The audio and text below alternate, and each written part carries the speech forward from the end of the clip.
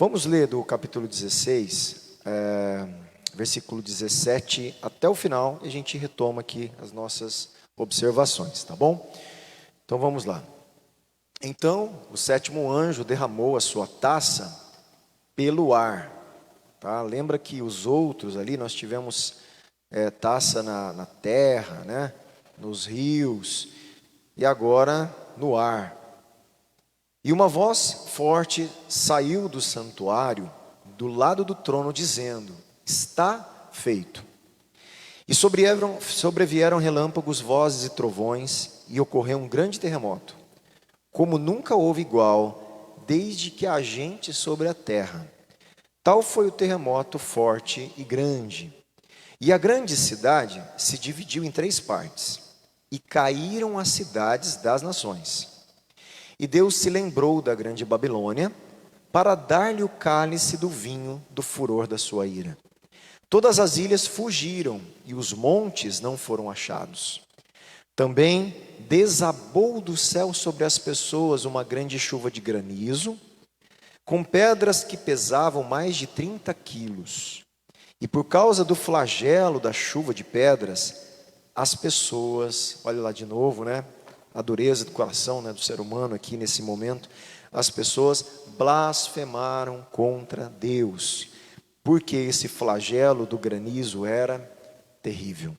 Tudo isso era para gerar reflexão, arrependimento, e a gente vê que continua aqui um coração obstinado, né, teimoso, rebelde diante de Deus, ao ponto de blasfemar contra Deus, tá bom? Vamos lá, vamos voltar com algumas anotações que eu fiz aqui. A 6ª taça, gente, na verdade, se a gente for ler novamente aqui, ela não era de fato uma praga, se você lembrar. Ela não era uma praga, ela era uma preparação para a praga, né?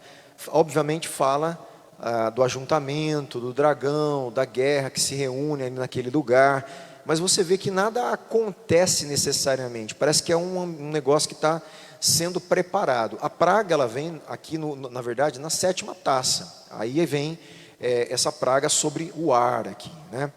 Ali, na verdade, na taça anterior, falou daquele ajuntamento dos reis, em Armagedon, que iria então se rebelar contra Deus ali, né? Por aqueles espíritos de rãs, né, convencendo os reis para se ajuntarem contra Deus. Na 7ª taça, surge aqui realmente um flagelo, né, uma praga. Agora, vamos lembrar que conforme a visão cíclica, lembra que eu tenho falado, né, dos selos, das trombetas e das taças, nós podemos entender que a 7ª praga, ela leva, como outras que a gente já viu, ela leva de novo ao fim da história. Por isso que fala aqui, está feito. A gente vai ver sobre isso. Vamos lembrar que no 6º selo, capítulo 6, existiu ali uma teofania tempestuosa que também sinalizou o final dos tempos. O que é teofania? Lembra que existe uma epifania, teofania? São aparições de Deus em formatos de algumas coisas da criação. Relâmpago, trovão, terremoto. Então, quando essas epifanias, elas aparecem, o Monte Sinai, por exemplo, ele estava fumegando, tremendo, são epifanias. Tá? São aparições de Deus que podem, de alguma forma, ser vistas através de algumas questões físicas, ou semelhantes a algumas coisas físicas. E essas epifanias, elas sempre falam, né, aqui em Apocalipse, sempre relacionam a alguma questão que está acontecendo ali de finalização. Então, no capítulo 6, nós já tínhamos visto uma tempestade, né, algo tempestuoso, que era uma epifania dos finais dos tempos. No 7º selo, capítulo 8, lembra que foi aquela meia hora de silêncio que fez no céu? Que ressaltou a expectativa silenciosa do juízo que estava prestes a acontecer. E a 7ª trombeta, que a gente já leu também no capítulo 11, celebrou também a chegada do reino final. O que está acontecendo? Nós vemos no capítulo 6, no capítulo 8, no capítulo 11, o final chegando, mas ele nunca chega. Por quê? Porque retoma-se de novo a história, conta-se de outra forma e de novo chega nos finais dos tempos. Tanto é que aqui é o final de novo. Só que o capítulo 17 e 18 vai voltar, abrir a história de novo, contar o julgamento da Babilônia. É como que se voltasse, isso é importante você ver. Então parece que termina, mas ele volta, ele começa a contar a história de novo, de uma outra perspectiva, tá? Por exemplo, celebrou a chegada do reino, no capítulo 11. O reino eterno de Deus chegou no capítulo 11, versículo 17. O juízo chegou no capítulo 11, versículo 18. E também teve uma teofania tempestuosa no capítulo 11, versículo 19. Então, a maioria desses detalhes, gente, também encontramos aqui, né, no capítulo 16. Existe um anúncio do fim, está feito, quer dizer, chegou, acabou.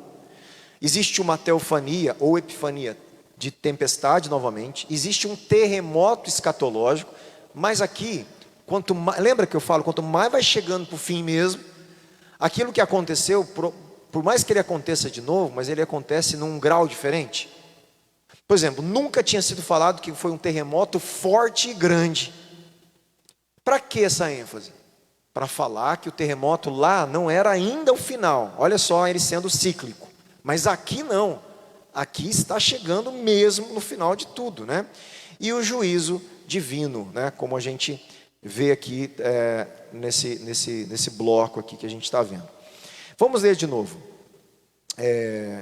esse versículo 17. Então o sétimo anjo derramou sua taça pelo ar, e uma voz forte, essa voz ela sai de novo do santuário, olha lá. Só que ela sai do santuário do lado do trono, dizendo: está feito. A voz vem agora do trono, do santuário, mas do trono, próximo ao trono. Isso também não tinha acontecido nenhuma vez. Vinha do santuário, mas ele não tinha escrito santuário e trono. Olha a ênfase, olha, ele vai agregando valor. O negócio está se intensificando. É aquilo que eu tenho falado, as dores de parto estão se intensificando. Então agora é do santuário e do trono. Agora o terremoto é grande e forte. Ele vai dando esses adjetivos para mostrar que o negócio tomou uma proporção maior do que ele já tinha contado, né? Como um teólogo aqui, chama Aune, ele explica, essa taça completa o juízo sobre os 4 elementos, olha que interessante, 4 elementos básicos da natureza, de acordo com a ciência grega da época, e até hoje, né? Terra, água, fogo e ar. Esses 4 elementos eles foram tocados. O fogo do sol, né? Nós vimos sobre as águas um juízo, e vimos sobre a terra o juízo, e agora sobre o ar. É como que se toda a criação ela está sendo, de certa forma, desestruturada para uma recriação. Lembra que tudo isso vai levar a uma nova terra. Então existe um tipo de, entre aspas, a gente fala, né? Quando o povo pensa, final do mundo, né? Como se a terra fosse acabar, aquela coisa toda. E, de certa forma, existe um comprometimento da estrutura da criação, porque Deus está... você vai ver que existe uma certa destruição, né? Na terra, no mar, nas águas, no sol, nas estrelas, agora no ar. E tudo isso porque isso está caminhando para Deus refazer essas coisas. Tá? Quando a gente fala de destruição, é uma destruição tipo passar pelo fogo o ouro. O fogo não destrói o ouro, certo? O fogo ele derrete para separar a impureza. É mais ou menos isso que a gente pode falar, o que Deus vai fazer com a terra e com o cosmos. Deus não vai destruir o ouro, destruir a sua criação, mas Ele vai passar pelo fogo do juízo, para a impureza sair, e Ele recriar o que ficou, que é o que sempre Ele quis que acontecesse, né? Então na passagem em que o ar aqui aparece, né? Também isso acontece no capítulo 9, na época ali que a gente viu, o sol e o ar ficaram escuros com a fumaça que subia do abismo. Aqui, também o juízo é derramado no ar, dando continuidade ao juízo sobre o trono da besta. No início, outra alta voz que vinha do santuário que a gente viu, anuncia que o plano divino está consumado. Aqui, como eu disse, é a primeira vez que aparece que a voz vem do trono, do santuário e do trono, tá? Enfatizando então esse momento importante aqui do final. Essa é a única passagem então, gente, no livro inteiro, em que esses três elementos, templo, céu e trono, aparecem meio que junto, tá? Para você ver essa ênfase que está sendo dada. Agora a gente viu uma palavrinha aqui aparecer, né, no versículo 17, está feito. Essa ênfase aqui, está feito, essa voz que fala, que voz que é essa? Eles não sabem se é a voz do Deus Pai ou do Cordeiro, tá? Alguns entendem que é a voz daquele que está sentado no trono. Por quê? Porque cumpre algumas profecias do Antigo Testamento falando que Deus falaria, mas lembrando que o Cordeiro tem a voz de Deus também, e ele é divino, então pode ser a voz tanto um contra o outro, tá? Em cumprimento aquilo que Deus falou.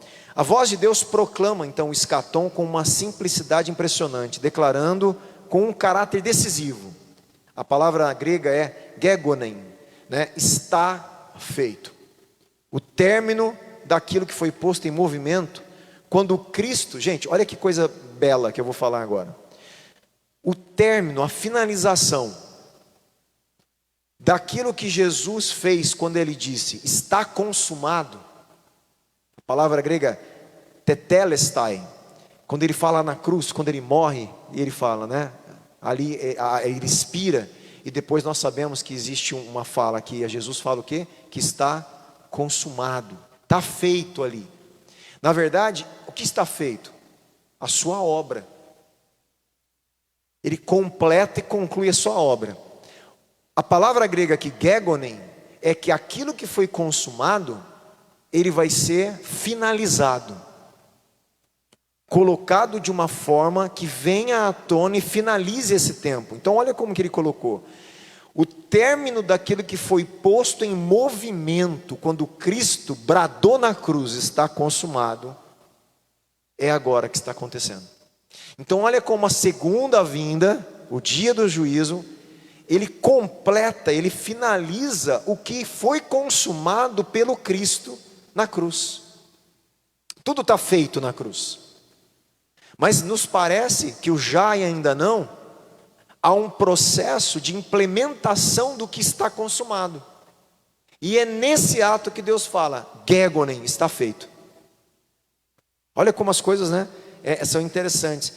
Pode-se dizer que o juízo de Deus já ocorreu e que estamos no final da história aqui. O significado de gegonen, está feito aqui, indica que o tempo de juízo acabou e o reino final de Deus chegou. Então, na verdade, você percebe que existe um fim aqui. Aí depois no capítulo 17 ele abre uma problemática de novo, tá? Devemos lembrar que Apocalipse é uma estrutura cíclica. A queda da grande Babilônia, no capítulo 17 e 18, que a gente vai estudar, termina com os mesmos juízos, presente no selo, nas trombetas, na taça, e por isso não contradiz o anúncio aqui está feito.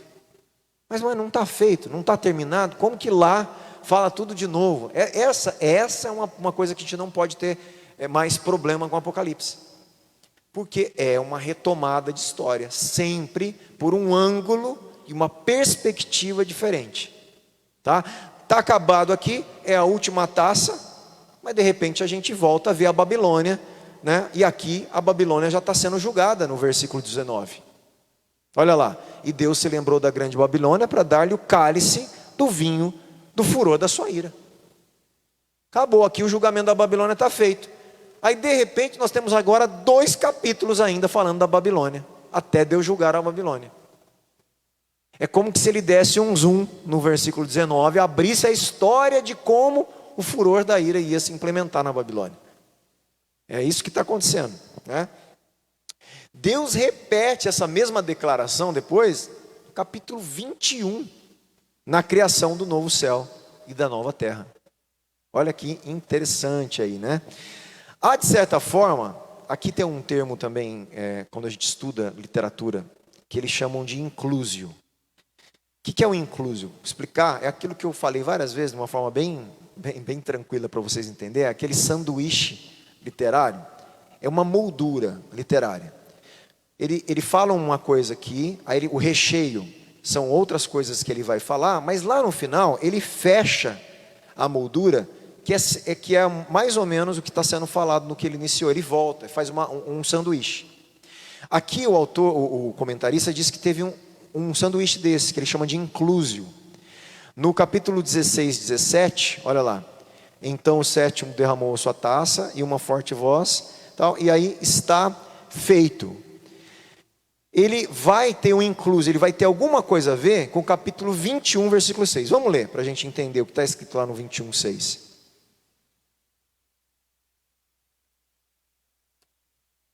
Apocalipse 21, deixa eu abrir aqui.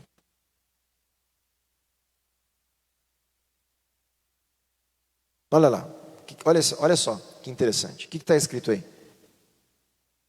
Está feito. Você está entendendo? Quer dizer, peraí, está feito aqui, está terminado aqui ou está terminado lá no 16? Você entende a questão? E o que ele está falando? Que essa mesma palavra grega, gegonen, que ele está usando aqui, é um sanduíche. Ele está fechando aquilo que ele começou a falar no capítulo 16, versículo 17. Deu para entender o que eu estou falando? É a mesma palavra. Ele está falando, está feito, 16, 17. Só que de repente ele fala que está feito no 21, versículo 6. Ele fecha de novo. É como se aquele momento aqui do 17 foi retomado lá no 21, 6, mas com uma outra perspectiva, com outros detalhes, de uma outra forma de descrever. Entende isso que eu estou falando? Sim? Isso é uma questão literária, né, que eles faziam, gente. Isso é uma coisa. Nos evangelhos tem isso, em Marcos tem isso. Tá? Você tem histórias que começam, aí histórias, de repente, Marcos relatava uma outra história, depois ele fechava, fazia esse inclusio, esse sanduíche ali. Tá? Versículo 18. E sobrevieram relâmpagos, vozes e trovões, e ocorreu um grande terremoto, como nunca houve igual, desde que há gente sobre a terra. A intensidade vai aumentando, e esse terremoto final, ele nunca aconteceu antes. Tá? Tal foi o terremoto forte e grande. E a grande cidade se dividiu em 3 partes. E caíram as cidades das nações. Né? Balcom, que é aquele teólogo que eu cito às vezes, ele crê que há um novo tema aqui, gente, do Êxodo. De novo. As flagelos não lembravam algumas pragas do Egito? Vocês lembram disso? Então, preste atenção. Aquelas pragas do Egito, foram para o povo de Israel escapar da escravidão de Faraó e ter um êxodo rumo à terra prometida. O que esses teólogos entendem é que esses flagelos, de novo, é uma releitura, só que agora não mais para Israel, para toda a humanidade, que é povo de Deus, para eles terem um êxodo rumo ao novo céu e à nova terra. Então essa temática do êxodo, ela é extremamente importante, muito importante, porque nós revivemos um êxodo em Cristo Jesus. Jesus é o novo Moisés, que nos tira debaixo de uma escravidão, de um novo faraó, que nos conduz a um caminho, eu sou o caminho, a verdade e a vida, em si próprio, rumo a uma Canaã, novo céu e nova terra, essa é a eternidade. Então esse é um êxodo que está acontecendo com a gente. E a Apocalipse retoma em vários juízos, como a gente viu, temáticas das pragas do êxodo, que conduziu ao êxodo. Então o que esse teólogo entende é exatamente isso. Olha o que ele fala. Ele crê que há um novo tema do êxodo, e que a decisão de colocar a tempestade de granizo, que foi uma das pragas no Egito, de novo, o granizo foi uma das pragas. No final foi planejada para ligar a passagem com o juízo de Deus sobre Gog e Magog em Ezequiel. Por quê? Lá combinou terremoto com granizo. Nós não acabamos de falar que Armagedon, Gog e Magog simbolizava essa guerra final dos reis? Então aqui está acontecendo um juízo de granizo. E lá granizo foi colocado lá no Egito, contra o Egito e Faraó, e contra Gog e Magog. Olha como essas temáticas elas vão lembra que eu falei dos hiperlinks, né? Vão se linkando, tudo vai se linkando. Gente, é muito interessante a Bíblia, né, nesse sentido. Até o próprio Sinai, né? Você tem uma teofania lá, a criação treme e foge da presença de Deus, que vem em ira para julgar. Ezequiel fala disso também. Então, essa é a primeira vez que o terremoto é chamado grande, ainda que a chuva de granizo já tenha sido aparecida como grande lá atrás. A descrição desse terremoto, como tão forte como nunca havia ocorrido, desde que o homem existe sobre a terra, lembra o sermão de Jesus, quando ele fala o quê? Naqueles dias haverá tribulação, como nunca houve, desde que Deus criou o mundo até agora. Então, isso aqui Jesus já tinha falado. Naqueles dias, né, escatológicos, finais, vai ter um tipo de tribulação que jamais houve. E aqui tem um tipo de julgamento de Deus também, que jamais houve. Quer dizer, um terremoto que nunca houve, o maior que teve, nunca teve, o que vai acontecer. Tá? E essas duas passagens lembram Daniel, que também fala de uma tribulação que nunca tinha havido na face da terra. Tá bom? O terremoto é tão severo que a grande cidade partiu em 3. Esse quadro é uma lembrança, né, de um terremoto também que a gente viu lá no capítulo 6. Lembra que os montes e as ilhas foram removidos dos lugares? E o pessoal estava o quê? Fugindo, com medo, escondendo, caverna, não é isso? Então, lembra que tem essa temática. A cidade partida em 3, indicando o quê? Uma totalidade de uma devastação final de tudo ali, né? O acréscimo da nota de que as cidades das nações caíram é um prenúncio do último juízo, né, da grande cidade, da grande Babilônia e de todas as nações, de todas as cidades da terra que estão contra o povo de Deus, contra Deus, um sistema bestial. Tá? Aqui só não está falando da besta assim, besta, mas é tudo a mesma coisa. Essa grande Babilônia é o sistema bestial, o sistema, né, de uma grande cidade, que é uma cidade mundial, né, que talvez controla as outras cidades de todas as nações, representando todos os povos que estão fora dos caminhos de Deus, selados pela besta. Lembra? É isso, gente. Se a gente vai linkando, a gente vai entendendo. O relato de que elas caíram significa que o terremoto foi mundial. E as cidades das nações, então, elas são afetadas por esse grande terremoto. Tá? Versículo 19. E Deus se lembrou da grande Babilônia para dar-lhe o cálice do vinho do furor da sua ira, né? Esse Deus se lembrou, é legal, você lembra que eu falei de expressões, né? É uma expressão, Deus não esquece nunca, certo? Deus estava com esquecimento, né? Lembra que são expressões, são expressões que têm um significado. E aqui ele trouxe algo interessante, é um eufemismo, ele chama, para quem não sabe eu já explico já, semítico, que é da judaico, né? Daquele povo, indicando que Deus lembrou-se dos crimes dela. Para o mundo grego e judaico, gente, hipérbole, eufemismo, metáforas eram muito usados. Muito usado. Uma coisa que era muito usado, que a gente tem dificuldade de alguns textos, era sarcasmo e ironia. Os judeus, eu não sei quantos já assistiram algum judeu ou um rabino judaico falando, eles são irônicos, eles contam histórias, porque é da cultura deles, eles brincam com algumas coisas para falar a verdade. É muito interessante, e isso é da cultura, da cabeça do judeu. E Jesus usou a ironia, e a gente não consegue identificar nos textos a ironia. Isso é ruim. Paulo, por exemplo, usou em alguns momentos sarcasmo, ironia, e a gente não consegue identificar. Né? E isso é ruim, porque senão a gente interpreta errado, porque ele está usando um sarcasmo, ele está sendo irônico quando ele está falando com os primeiros leitores. Né? Por exemplo, uma coisa que todo mundo interpreta errado, e hoje é claro que é uma correção de Paulo, ele ironizando um ditado popular que era falado na época em Corinto. Lembra aquele texto que fala assim? Tudo me é lícito, mas nem tudo me convém. Já ouviram esse texto? Está vendo? Deus está falando, Paulo está dizendo que tudo é lícito. Então, não. Paulo está citando um ditado de Corinto que eles diziam: tudo me é lícito. Aí Paulo falou: não é não. E ele corrige o ditado. Ele ironiza eles, é um sarcasmo. É como se ele tivesse falado assim: vocês dizem que tudo é lícito, eu estou dizendo que nem tudo convém. É um contraponto de Paulo.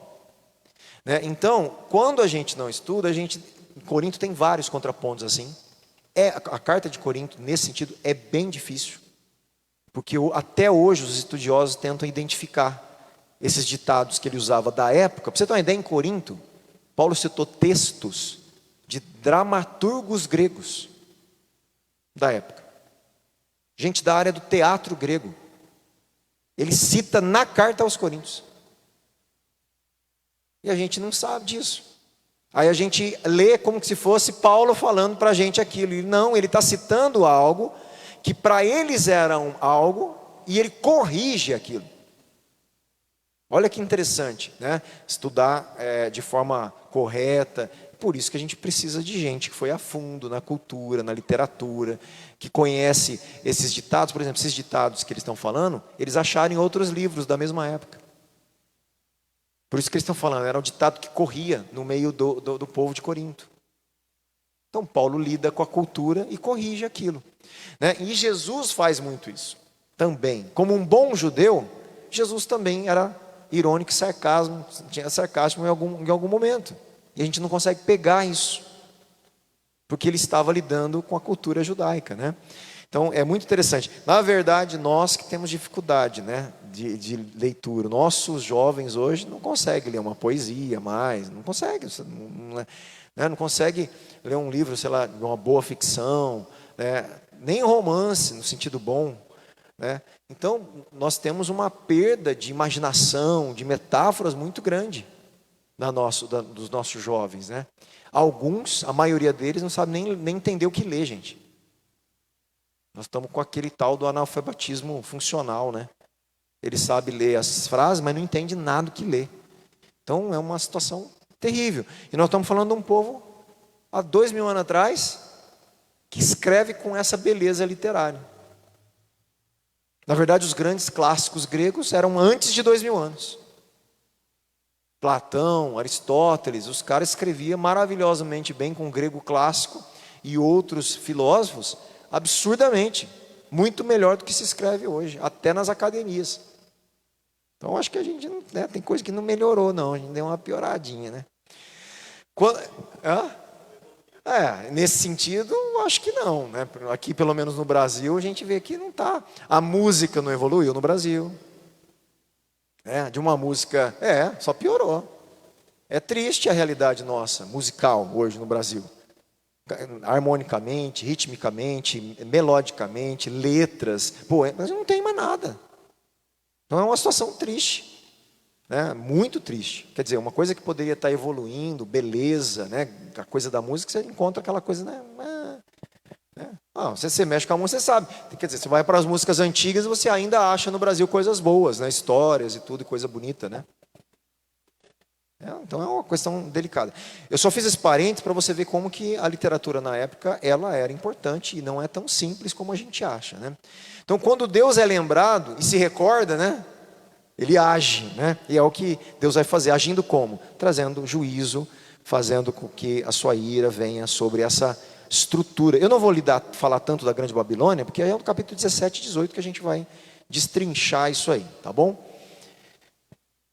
Os pecados da Grande Babilônia chamaram, né, a atenção de Deus, que é isso que significa, e ele reagiu. Olha que interessante aqui ele coloca. Deus reagiu na mesma proporção.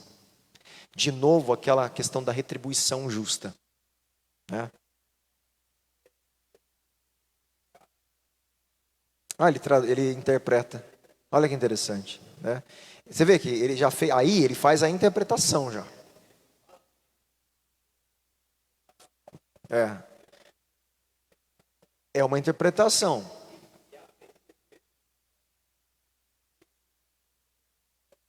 Isso. Ele já faz a interpretação, porque provavelmente no grego só está Deus lembrou da Babilônia. Mas o autor, aí o tradutor, sabendo que é um eufemismo, ele já colocou na tradução brasileira a interpretação. Olha que interessante, né? Versículo 20. Todas as ilhas fugiram nesse momento aí, né? E os montes não foram achados. De novo, gente, será que é literal? As ilhas vão fugir?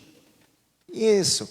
Porque lembra que eu falei que para aquele povo naquela época, se eles quisessem fugir de alguém e buscar lugares seguros, normalmente eles iam para cavernas, montes, ilhas.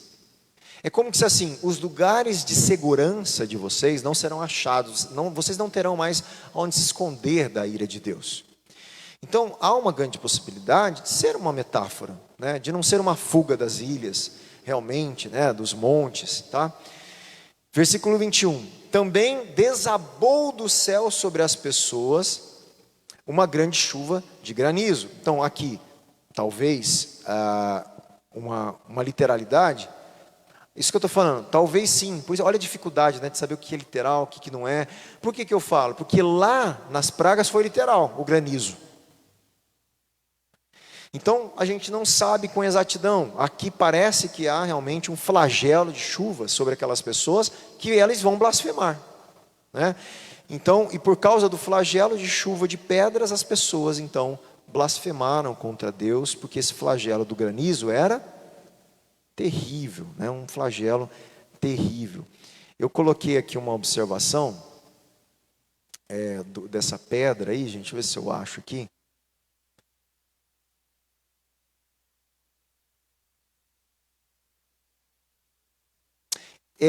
A tua tem? Porque no original, obviamente, não é quilo, né? Não tá escrito assim. Talentos, isso. Essa é quase um talento, não é isso?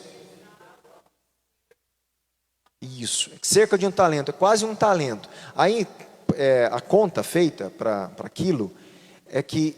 Hã? Não, então, pesavam mais de 30 quilos. A exatidão é 34 quilos. Tá? É em volta desses 34 quilos. Quer dizer, aí, olha que coisa esquisita. Olha que interessante, Jenny. Naquele livro dos recordes, né, o Guinness Book, a maior pedra de granizo já registrada na história é cerca de 1 quilo. 1 quilo para 34 quilos. Né? Essa pedra caiu em Bangladesh em 1986 e matou 92 pessoas. Registrado no Guinness. A maior pedra de granizo caiu nos Estados Unidos, 750 gramas. Não chega nem a 1 quilo, com um diâmetro de 14 centímetros. Metade de uma régua, né? Caiu em Kansas em 1970. Quer dizer, se for literal, o quadro aqui é terrível. Chuvas de pedras de 34 quilos, é um negócio absurdo, na verdade. Tá? De destruição absurda. Né? Do céu. Chovendo pedra assim. Na verdade, se a gente for imaginar, gente, é um negócio absurdo, né? É amedrontador realmente, né? Destruidor, né? Destruidor. Não tem. Né? E por incrível que pareça, você vai nesse processo de pessoas sofrendo e ainda ficando viva, né? Em alguns momentos, não caindo sobre elas, ou elas vão, em vez de Deus tem misericórdia de nós, vão blasfemar contra Deus.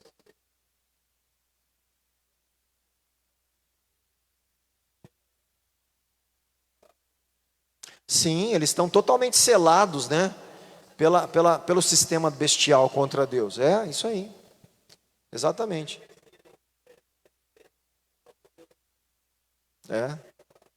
Eles ficam mais bravos, mais hostis, né? Só que o problema é que aqui, nesse momento, eles já têm convicção que é Deus que está fazendo isso com eles. Porque tem momentos que parece que eles não têm essa convicção, né? Parece que fica um negócio assim, será que vai ter certeza? Não vai? Mas parece que aqui as pessoas têm certeza, por isso que elas vão blasfemar contra Deus. Porque elas sabem que Deus está fazendo isso. Vira uma guerra mesmo, vira uma afronta, né, contra o Criador e Deus simplesmente julgando essas pessoas, né? Então, agora, eles não somente, né, blasfemam Deus, como eles também blasfemam, lembra, eles blasfemam também o povo de Deus, né? Eles amaldiçoam Deus aqui porque a praga é incrivelmente severa. Eles concentram sua atenção somente na dor, né, deles, não na mensagem da disciplina. Esse é um problema nosso, né? Que a gente tem que tomar cuidado.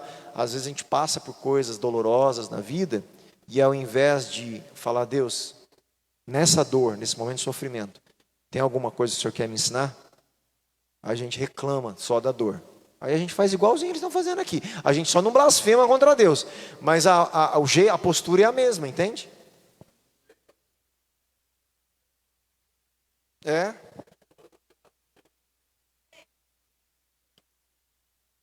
Será que você está falando dessa passagem que ele está falando? Que a terra se abre e engole as pessoas? Foi quando houve um confronto, se eu não me engano, de Coré contra Moisés, questionando, e Deus separa eles lá e abre e faz um juízo lá. Falaram mal de Moisés. Moisés, lembra que lá, essas coisas é importante a gente entender. Poxa, mas por que Deus mata alguém por causa só de um homem e tal? A gente tem que lembrar que no plano de Deus, Moisés não era qualquer um. Moisés tipificava o ungido de Deus, o Messias que viria. Moisés, ele é uma maquete do êxodo da humanidade. Então, mexer com Moisés naquela época era mexer com o próprio Cristo, com o próprio Deus. Por isso Deus não aceita. E Deus fala assim, ó, com o profeta eu falo sonho, com visão, com Moisés eu falo face a face. É como se vocês mexerem com a pessoa errada. Ah, é? Quem quiser então ficar com Moisés, fica para cá. Quem quiser ir lá com Coré, vai para lá. E Deus faz uma separação e um juízo ali, pelo ato de rebelião contra Moisés. Exato, porque também é um tipo de separação, você concorda? Porque lembra que Deus selou os salvos? Ele também está fazendo essa separação. Ele sela os salvos, sela, a besta sela os seus. E já existe uma separação. E o juízo justamente também separa aqueles que estão sendo julgados por Deus, né? A diferença é que a igreja que a gente viu, ela também sofre debaixo de uma perseguição da besta antes da besta ser julgada e da Babilônia ser julgada. Tá? Então existe essa perseguição também que vai acontecer. Vai chegar uma hora que Deus vai falar, basta. Aí Deus julga a besta, o falso profeta, o dragão e a Babilônia. Que é o que a gente está vendo que começa a acontecer aqui. Tá? Você vai ver, nós vamos começar a semana que vem, o 17, é justamente de novo a Babilônia, que é a grande prostituta, chamada a grande prostituta, porque ela embebeda, né, a prostituição das nações. Lembra que a prostituição é uma prostituição espiritual, né, que tira as pessoas de Deus para se relacionar com outros deuses. No caso, com a própria besta, com o dragão, com o falso profeta, com o anticristo, né? Então existe uma prostituição. E aí 17 e o 18 vai ter a queda da Babilônia, que já aconteceu aqui. Está vendo? No 19, versículo 19, já tem a queda dela aqui, já tem o julgamento dela. Mas nós vamos ver como isso vai acontecer no capítulo 18. De novo, há uma retomada aí, tá? Então, a semana que vem eu faço uma breve recapitulação aqui da gente fez e a gente inicia, né, o capítulo 17, já entrando de novo aqui nesse retorno à temática da Babilônia, tá? Você vai ver que ele linka, se você olhar, dá uma olhadinha aí no 17, 1. Você vê que ele linka as taças com o que ele vai falar no versículo 1.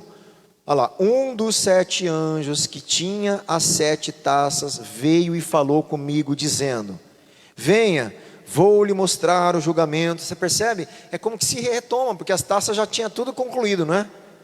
Aqui ele volta, um anjo que tinha uma das taças, e o anjo fala, vem comigo.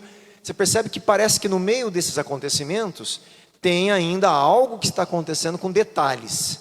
Ele começa a mostrar o quê? O detalhe do que vai acontecer, do julgamento, que provavelmente tem a ver com o versículo 19, que é justamente o momento que Deus está julgando a Babilônia. Tá bom? A gente deixa para semana que vem aí. Vamos orar?